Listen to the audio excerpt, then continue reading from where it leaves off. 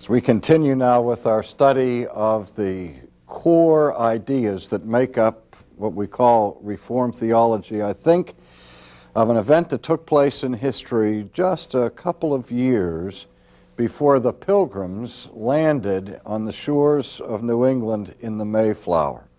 A controversy that spread throughout Europe and then around the world that had its roots in the Netherlands. It began in a theological faculty of a Dutch institution that was committed to Calvinistic theology.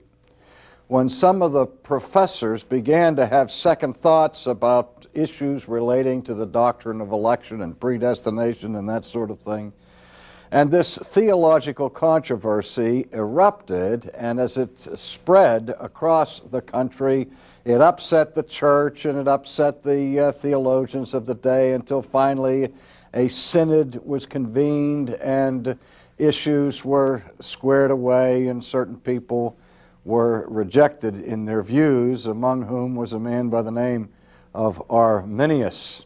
But the group who led this movement against Orthodox Reformed theology were called the Remonstrants. They were called the Remonstrants because they were remonstrating or protesting against certain doctrines within their own theological heritage. And there were basically 5 doctrines that were the core of the controversy. And what has happened as a result of this debate is that these 5 core theological issues became known in subsequent generations as the so-called 5 points of Calvinism. And they are known through the very popular acrostic TULIP, T-U-L-I-P,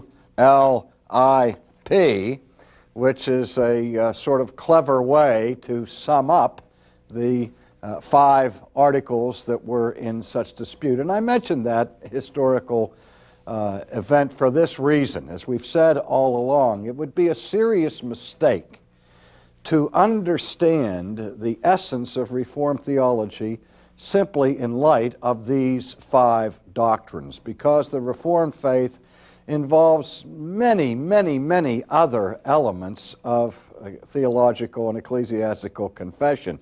But these are the 5 controversial points of Reformed theology, and they're the ones that are popularly seen as being distinctive to this particular confession. So we're going to spend some time looking at the 5 points of Calvinism as they are spelled out in this acrostic. And we remember that this acrostic, TULIPs, uses the first letter of 5 different doctrines. The first is total depravity, hence the T. And the second is unconditional election, and hence the U. The L stands for limited atonement. The I for irresistible grace, and P for the perseverance of the saints. And when I have lectured on these doctrines in the past, I have stated one or more objections to these subheadings as defining the doctrines, because many of them, if not all of them, are somewhat misleading. But they fit so nicely into this acrostic, people insist on using these abbreviations to define the 5 points.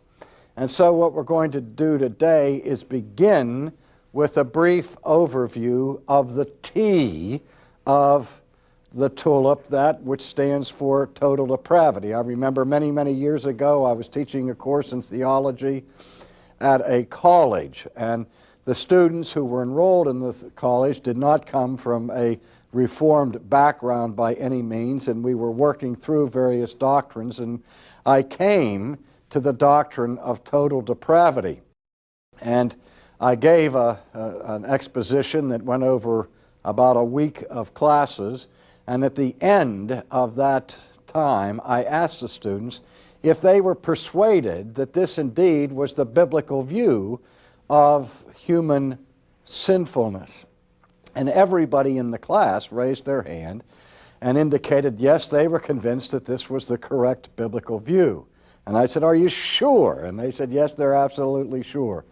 So I went on the blackboard, on the top left-hand side of the blackboard, and I wrote a number there, the number of the students there, like 28 students, put it in a box, and I wrote next to it for the janitor, please do not erase.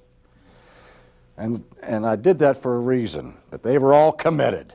And then the next week we started in on the U of unconditional election, and there were howls of protest from the students who rebelled against that doctrine. They didn't like that at all. And when I began to press them on the doctrine, I said, now, are you sure you still want to subscribe to total depravity as you did last week?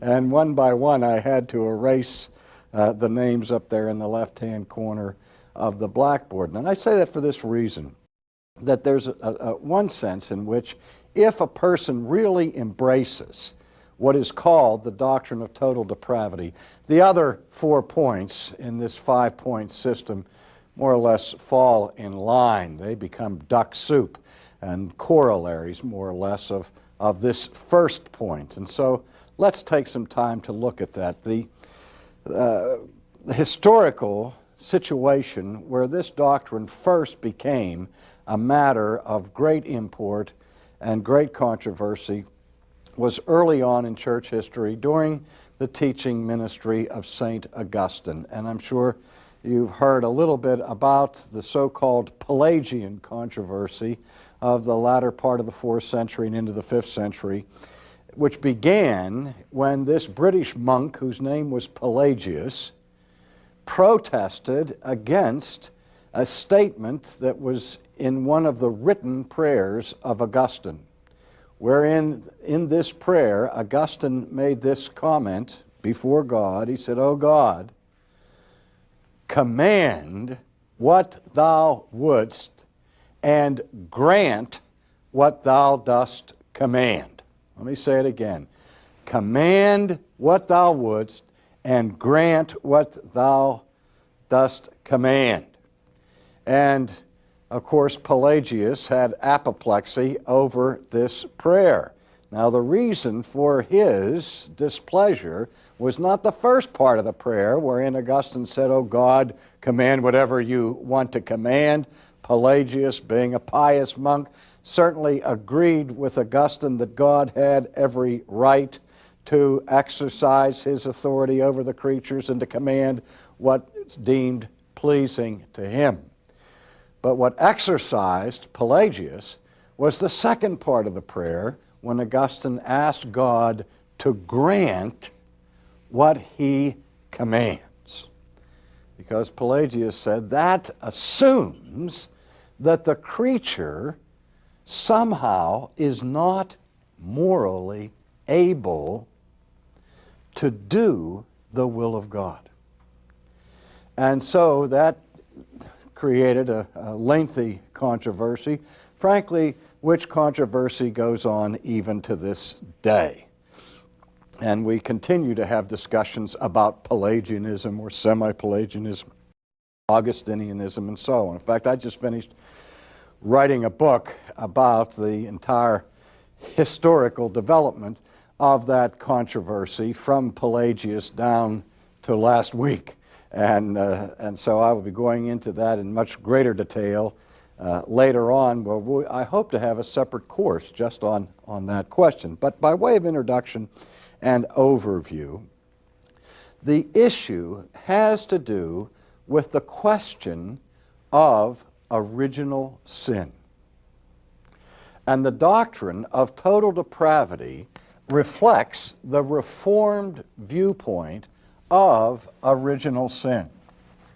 Now, that term, original sin, is often misunderstood in the popular arena. Some people just assume that the term original sin must refer to the first sin, the original that we've all copied in many different ways in our own lives. That is, the first sin of Adam and Eve. But that's not what is referred to historically in the church by the doctrine of original sin. Rather, the doctrine of original sin defines the consequences to the human race of that first sin. And virtually every church historically that has had a creed or a confession has agreed that something very serious happened to the human race as a result of the first sin. That the first sin produced original sin. That is, as a result of the sin of Adam and Eve, the entire human race fell. And so that our nature as human beings since the fall is a nature that has been influenced by the power of evil.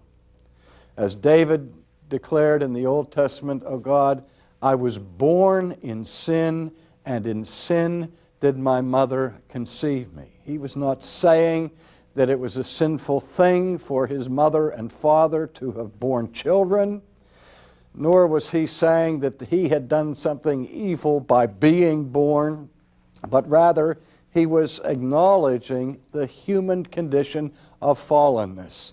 That fallenness that was part of the experience of his parents, that fallenness that he brings himself into this world. And so original sin has to do with the fallen nature of mankind. The idea is that we are not sinners because we sin, but that we sin because we are sinners. We are by nature sinners. And we've all heard the axiom, nobody's perfect. We might improve upon that a little bit by saying, not only is no one perfect, but no one's even close to perfection. And so the doctrine of total depravity describes and defines a particular view of original sin that has its roots in the teaching of St. Augustine. And remember that Augustine was the patron saint of the monastery where Martin Luther was reared in the faith and where he taught at Wittenberg. He was an Augustinian monk, and also Augustine was the most revered mentor of John Calvin, so that the thinking of Augustine had an enormous influence in the shaping of the doctrine of the Protestant Reformation. Now, what total depravity does not mean in the Reformed tradition is what we call utter depravity. Utter depravity. And we often use the term total as a synonym for utter or for completely. And so the notion of total depravity conjures up the idea that every human being is as bad as that person could possibly be. You might think of some arch fiends of history like Adolf Hitler and say there was absolutely no redeeming virtue left in the man. But I suspect that he had some affection for his mother, and as wicked as Adolf Hitler was, we can still conceive of his being even more wicked than he actually was. And so the idea of total depravity doesn't mean that every human being is as wicked as they could possibly be, but rather it means that the fall is so serious that it affects the whole person. Our fallenness that captures and grips our human nature affects our bodies. That's why we become ill and we die. It affects our minds and our thinking. We still have the capacity to think, but the Bible speaks about the way in which the mind has become darkened and weakened.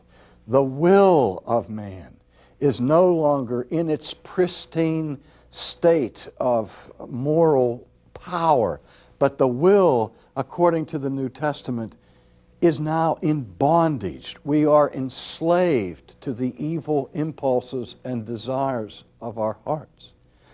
And so the mind, the will, the spirit, the whole person has been infected by the power of sin. Now again, if that's as far as we would go with the definition of total depravity, most Christian communions would say yea and amen this far. I mean, most would agree that we're fallen and that the fall is a serious thing and that the human nature that we bring into this world has been so influenced by sin that it touches every part of our nature. Again, most Catholic or universal creeds of Christendom would grant that much. So then the debate becomes over a question of degree. How far have we fallen? What is the degree of that human corruption? Now, I like to replace the term total depravity with my favorite designation, which is radical corruption. It's a concept that my friends find very easy to remember as they make their own acrostic for it. They just abbreviate radical corruption by the initials R.C. They take great delight in the ease with which this facilitates their memory as they have a living model before them of radical corruption. I remember a gym teacher I had in the 7th grade when he called the roll for the first day that he was there and called my name R.C., as that's what I was called in grade school, and he said, "Oh, rotten crabapple." So in that instant, I had a new nickname that I probably should not have mentioned because I'll probably hear it again in these days. But the reason why we use this term, although it completely ruins our flower garden here, the tulip now becomes rulip, and nobody's going to remember that. But the reason I prefer this is because of the term radical. Now again, there's another one of those words that we use bandied about in various ways in our culture, particularly in the political arena, where we say somebody's on the radical left or on the radical right or so on.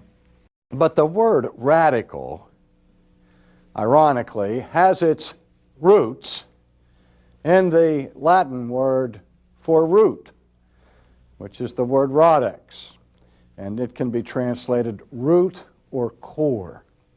And the idea of the term radical is something that permeates to the core of a thing. It's not something that is tangential or superficial, namely lying on the surface, but it penetrates into the core of the thing. In a recent poll done of professing evangelicals, the overwhelming majority of people who answered particular questions in this poll indicated that they agreed with the statement that man is basically good. Now, usually that phrase, basically good, means that the basis or the essence of humanity or the core of a person is good. And though we recognize that no one's perfect and all are sinners and that we all are marred and blemished by various imperfections, the problem with sin in the idea that man is basically good is that sin then is seen as accidental or peripheral to human nature. And this, of course, is part of the optimistic view of mankind that is essential to historic humanism. The humanist acknowledges that there are problems, but basically what we need is more education, more government help, and we'll get better and better and better and erase those blemishes on the surface that produce crime and other forms of wickedness. And it seemed to me when I heard that poll that perhaps what is happening is that those who are professing evangelicals are taking their cue for the basic nature of fallen humanity from the culture rather than from the historic biblical view. The Reformed view says that the fall extends and penetrates to the core. The word that is used for core actually is a translation from the Latin word cor, which means what? Heart. That is, the idea is that our sin is something that comes from our hearts. And in biblical terms, that means from the core or very center of our existence. And so what is required for us to be conformed to the image of Christ is not simply some small adjustments or behavioral modifications, but nothing less than renovation from the inside, nothing less than regeneration, being made over again, being quickened by the power of the Spirit. And so we see that the only way in which a person can escape this radical situation is when the Holy Spirit changes the core, changes the heart. And even that change does not instantly vanquish sin. The complete elimination of sin awaits our glorification in heaven. Now we'll look at some more aspects of this doctrine in our next session.